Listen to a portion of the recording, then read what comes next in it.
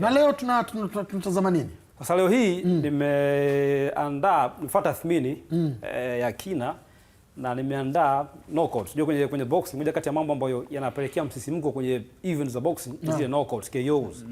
Sasa leo hii nimeandaa knockouts 5 bora ambazo ziliwahi kuonyeshwa na Azam TV kupitia vitasa ambazo zilitokana na ngumi moja, one punch knockouts. Okay. So mfululizo wa ngumi combination, yani one punch, na kupiga ngumi moja unashuka chini, fight imeisha. Yeah, sasa twende tukatazama hiyo orodha hapa ya hizo knockouts 5, alafu tutaanza kutazama moja baada ya nyingine. Ngumi moja. Yeah, tutazitazama hapa zikiwa tayari na tutaanza kuangalia moja baada ya nyingine kuona ni kwa kiasi gani. Yes, hii ni orodha ya hizi knockouts 5 bora ambazo zilitokana na punch moja ama ngumi moja. Sasa bila kupoteza muda tuanze na hii namba 5. Tunaanzia chini tunapanda juu. Sawa. Ilikuwa ni fight kati ya Sabal J dhidi ya Mwinyi Mzengela. Hii ilikuwa ni tarehe 21 Septemba mwaka 2022 pale Mlimani City kwenye undercard ya Ibrahim Kasi dhidi ya Alan Pin. Tukatazame namna ambavyo ilitokea kwenye hii round ya 6 hii fight kati ya Sabal J kutoka India dhidi ya Mwinyi Mzengela.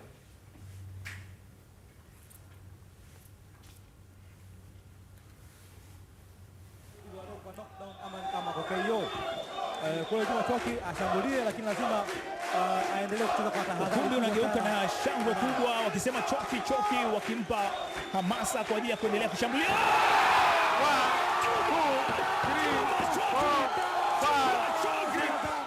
Hapa tutakuja kuiangalia kwa sababu tutazama katika ule mfululizo ile pale ni ya kwanza. Na unajua ya kwanza ina utamu wake. Yaani kuna maelezo ambayo tunataka tuyapate kutoka kwa Aidan kwa ile kama ile. Kwa nini? Tuanze hapa. Sabal J dhidi ya Mwinyi Mzengela. Sabal J kutoka India dhidi ya Mwinyi Mzengela. Ndio ilikuwa na knockouts namba 5 kwenye mtiririko wa hizi knockouts.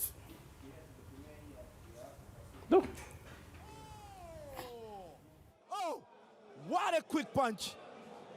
What a punch. Imelenga katika eneo ambalo tulikuwa tunalizungumzia Aidan. Angalia alichokifanya. Amerudi katika kona yake. Anasubiri Mwinyi akuitegemea kabisa ile ngumi. Angalia alivyomwangalia. Ngumi nzuri kabisa. Big right hand. Big right hand. Ilikuwa ni kwenye muda ambao ilikuwa ni counter. Big counter punch. Ilikuwa ni counter mara baada ya Mwinyi kuwa ametoa ajabu yake na hivyo kujiexpose, akawa ameacha eneo lake la uso likiwa wazi na ilikuwa ni punch ambayo huyu Sabal J kutoka India alimkamata Mwinyi Mzengela kwenye muda ambao Mwinyi ukiangalia pale alikuwa anaingia na 1-2s, kapiga jab na right hand yake, anapiga hizo 1-2s, kapiga kwa anaingia ndani. Principally huyo tunakatazwa kwenye yani ukiwa unafuta ngumi hilo ni kosa. Yani uwezo kupiga unaingia hivi. Unaingiza uso. Kapiga 1-2 afa kana anaingia hivi kama expose. Weka rahisi kwa Sabal ku connect right hand yake, big right hand ikamkamata. Mwinyi Mzengela akawa ameshuka chini hapo na fight ikawa imeishia pale, na bahati mbaya na meno akatoka pia. Aliacha meno kwenye canvas. Ilikuwa ni tunasema alilipa gharama za kufanya makosa ambayo huwa tunakatazwa kufanya kwenye ring. Alipay price ya hiyo kosa ambayo alifanya, akakamatwa, fight ikawa imeishia pale. So hii ilikuwa ni kuna mzee umebadilika kidogo. Tukamwaga meno. Mchezo wa ugomvi si utamu. Mchezo bwana, Aidan Nyembera, mchezo mtamu. Nani ni mchezo mzuri. Musa Bonge, Masudi Henye, Wasiwasi Kichaka. Wasiwasi Kichaka. Sasa tunaona kama jina yenyewe kwanza. Hiyo ilikuwa ni knockout namba 5. Hiyo knockout namba 5. Twende kwenye namba 4. Ilikuwa ni one punch knockout kama unavyoona hapa, na ikampeleka Mwinyi Mzengela chini kwenye canvas. Na namba 4 ni fight kati ya Hassan Mwakinyo dhidi ya Stanley Eribo. Ilikuwa ni tarehe 26 Disemba mwaka 2025 mwaka jana. Raundi ya pili Hassan Mwakinyo akawa amemkamata Eribo na left hook ikatua kwenye jawline akashuka chini. Kama alivyosema Aidan. Left hand nzuri sana. Na Eribo kasalimu amri. Huyu ni Hassan Mwakinyo. Na anahesabiwa. Eribo anahesabiwa. Eribo anahesabiwa. Eribo anahesabiwa na pambano limekwisha. Hassan Mwakinyo ambao anaambulia. Tazama jinsi ilivyokuwa hapa. Aliingia kwenye mfumo na kukutana kwanza na left hand ya Hassan Mwakinyo, lakini vile vile ikawa bado anaendelea kujilinda, lakini ile power hand ambayo alikutana nayo hiyo hapo, left hand ambayo ilikuwa ni moja kati ya eneo, ilikuwa ni left hook kwenye jawline, ikamkuta Eribo na kumpeleka kwenye canvas na kupelekea fight hiyo.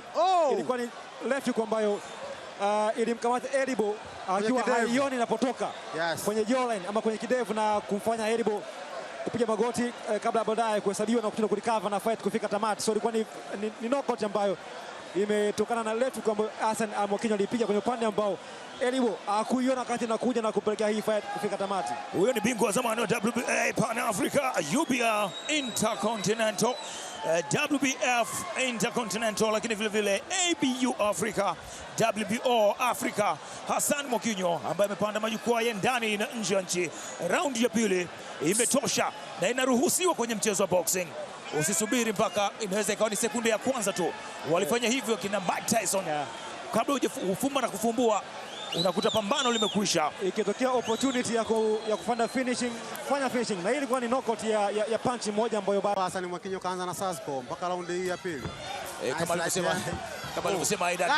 Left nzuri sana. Na Eribo kasalimu amri. Mchakato wa kurecover of course sidhani kama alikuwa ameplan aachie pale. Okay. Sababu alipigwa ile ngumi, haikumpeleka chini moja kwa moja, lakini akafanya kile ambacho tunaelekezwa. Piga goti ajisikilizie. Lakini mchakato wa kurecover ukachukua muda mrefu, akaona hapana, siwezi kuendelea na hii fight. Na pale ndio inabidi usikilizie sekunde 10. Na ukiangalia hiyo hii knockout imetokana kwenye nyakati ambazo tunafundishwa kwenye boxing. Asilimia kubwa ya knockouts duniani huwa zinatokana kwenye exchanges, kwenye muda ambao mna exchange punches. Ukiangalia hapo, Eribo aliattempt kupiga left hook. Wakati anataka kupiga left hook, Hassan naye akambe counter na left hook. So ilikuwa ni mabadilishano ya hooks, left hooks. Left hook ya Mwakinyo ndio imefanikiwa kutua. Tazama hapa, Eribo anatoa left hook, Hassan anatoa left hook. So ilikuwa ni exchanges ama mabadilishano ya hooks, left hooks mbili. Lakini left hook ya Hassan ndio ikafanikiwa kumkamata Eribo kwenye jawline na akashuka chini. So hiyo ilikuwa ni knockout ama ni knockout ambayo ilitokana na punch moja, left hook moja kwenye jawline, kaimeza fight ikiwa nafasi ya 4 kwenye hiyo orodha ya hizi fights ambazo nimeandalia, knockouts 5 ambazo ni matokeo ya punch moja nimeandalia hapa kwenye kipindi cha Viwanjani. Tukatazame pia knockout nyingine ambayo inafuata, na hii ilikuwa ni raundi ya kwanza ya pambano kati ya Fazili Majia dhidi ya Harjot Singh wiki iliyopita pale Masaki Osabei Superdome. Naam. Tukatazame pia namna ambavyo ile knockout ilitokea. Mpaka sasa hajatoa mkono hata mmoja kwa sekunde ambazo zimeanza.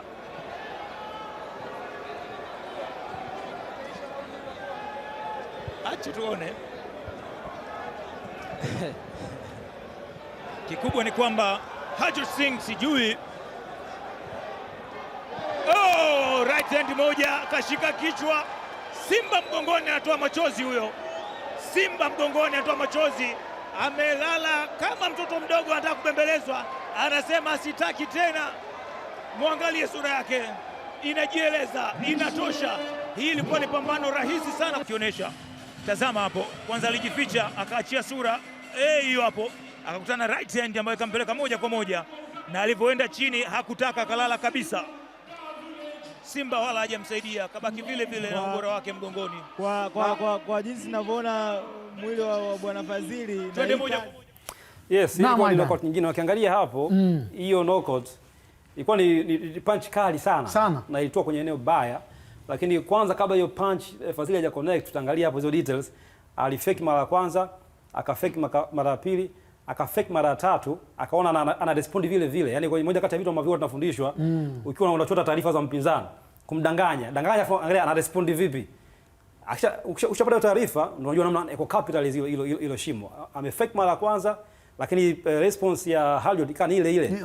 Akawa uone akipanda hapa akiwa anarudi huko akiwa yuko wazi. Yaani huoni kama anabadilisha namna yake ya kujigani. Ni ile ile. Kwa hiyo Fazili ka fake mara kwanza, response ikawa ni ile ile. Fake mara ya pili, response ya tatu, ya nne akawa ameconnect na hiyo right hand, ikamkuta jamaa akiwa yuko wazi na Haliloud Singh akawa amekwenda chini kwenye cover. Ana tattoo kubwa, akamkuta yule simba mgongoni. Kwa ni right kali sana ambayo ilimkamata Haliloud Singh kwenye eneo baya, pia akashuka chini na fight ikawa imeishia pale. So hii ilikuwa ni knockout nyingine ambayo ilitokana na ngumi moja, one punch knockout. Watu wataelewe hapa ni one punch knockout. Lakini pia alikuwa anarusha ngumi. Of course kabla ya kupokea hiyo right hand hakuna ngumi alirusha. Hajarusha ngumi huyu. Kwa hiyo alikuwa kwenye defense, kwenye defensive mode. Alikuwa anarudi nyuma. Mimi naona kama vile alikuwa kuna mikono. Alikuwa anarudi nyuma sababu ulikuwa uone jabu ikitoka kumpusha Fazili akae mbali. Akawa amekaa hivi. Fazili akifake, yani uone au akirespond vinginevyo. Akawa anarudi nyuma huku bado mkono huu ukiwa uko hapa. Huko iko wazi. So Fazili akawa amepata hiyo taarifa, okay. Huyu nikimdanganya response yake inakuwa ni hii. Nikimdanganya akaona shimo akaweka right hand yake mkamata Haliloud Singh kwenye taya hapo. Hiyo ilikuwa ni knockout nyingine ambayo ilitokana na hiyo ni faking ambayo nilikuwa nazungumza hapo. Ya kwanza, ya pili, ya tatu, ya nne aka connect. Nashukuru ya pili. So tukatazame knockout nyingine ambayo ilitokana na punch moja, one punch knockout kwenye hizi orodha ya hizi fights ambazo nimeandaa. Hii ilikuwa ni fight kati ya Magambo Christopher dhidi ya Karim Mandonga. Ilikuwa ni mwezi Machi mwaka 2022 kule Morogoro. Karim Mandonga raundi ya kwanza. Tukatazame kilichotokea kwenye hii fight.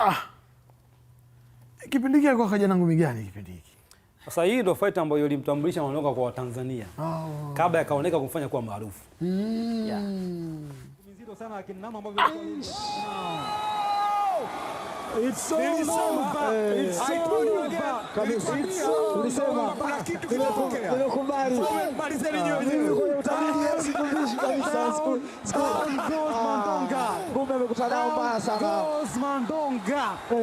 Nimekuwa excited sana kwa sababu ni kitu ambacho sikitaraji. Hiyo na ilikuwa ni left hook. Left hook. Left hook alitua. Aidan na Mfaume kabla ya ngumi hii. Ulisema. Nikwambia alipigwa ngumi moja nyepesi sana. Nadhani Xavier atatuonyesha. Ilimtikisa ngumi, ilikuwa tukasema kwamba je, Magambo ana mkono mzito kiasi hicho? Ilimtikisa. Ukiangalia hii huku Nyembera kidevu imekaa. Kwanza aliingia na ilikuwa sababu ni ngumi moja ambayo haikuonekana kama ni kiufundi wa hii knockout. Kuna kosa lilifanya la kiulinzi. Nani alifanya? Mandonga. Magambo kabla hajapiga left hook alipiga right. Bado pia right, Mandonga akaslip. Fantastic. Yani safi kabisa, alislip yani kwa maana kwenye zile namna za kupisha. Alislip vyema kutoka nje. Ile right. Wakati anarudi ndani, anarudi akiwa yuko open.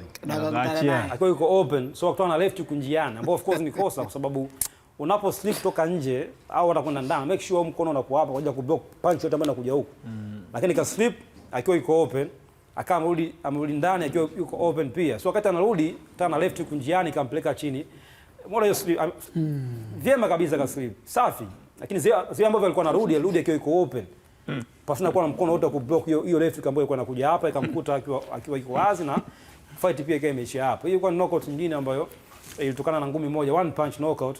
Hiyo roza ya hizo knockouts tano. Twende tukatazame knockout ya mwisho ambayo ni matokeo pia ya punch moja ama ngumi moja, one punch knockout kwenye hiyo roza ya hizo knockouts ambazo nimeandalia siku ya leo. Na namba moja ni pambano ambalo lilifanyika tarehe 26 Disemba mwaka 2021 pale Ubungo Plaza kwenye fight ambayo Juma Choki alikuwa anacheza dhidi ya Salim Chazama kwenye undercard ya pambano ambalo Selemani Kidunda alikuwa anacheza dhidi ya Eric Katombo. Fight ya kwanza ambayo iliishia raundi ya 3 ile pale.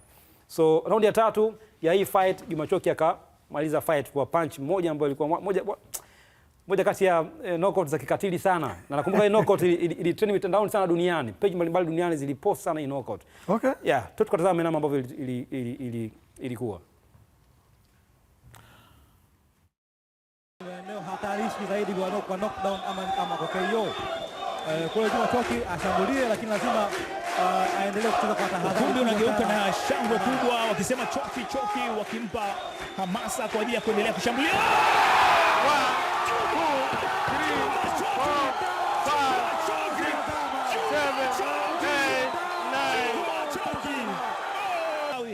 Salim Chazama, moja kati ya left hook, right hook moja. Right hook ikatua kwenye taya na kupeleka Chazama kwenye canvas. Aliingia na left hook ikapita, akarudi na right hook ambayo ilitoka kwenye jaw na kumpeleka kwenye canvas. Salim Chazama, what a knockdown, what a knockout, what a fight Gilbert. Juma Choki amekuwa na siku nzuri. Juma Choki anastahili kusherehekea. Eneo hatarishi zaidi kwa knockdown ama kwa KO. Kwa hiyo Juma Choki ashambulie, lakini lazima aendelee kucheza kwa tahadhari. Ukumbi unageuka na shangwe kubwa, wakisema choki choki, wakimpa hamasa kwa ajili ya kuendelea kushambulia.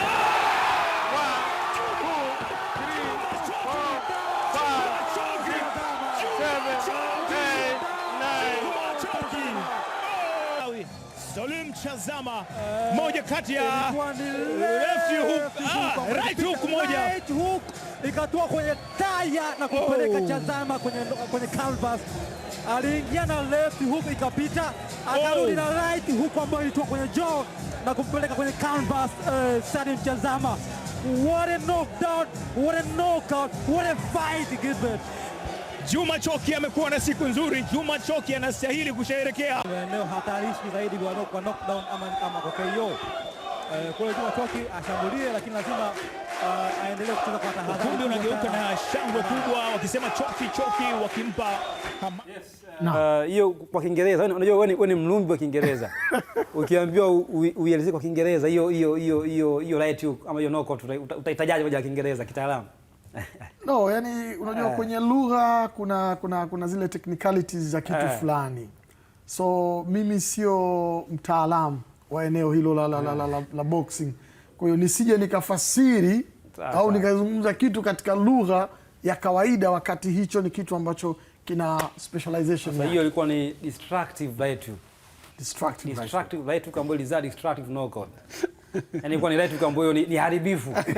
Ukiangalia wakati inatua kwenye dola ile mouth guard ikaruka mbali kwenye nje ya ulingo.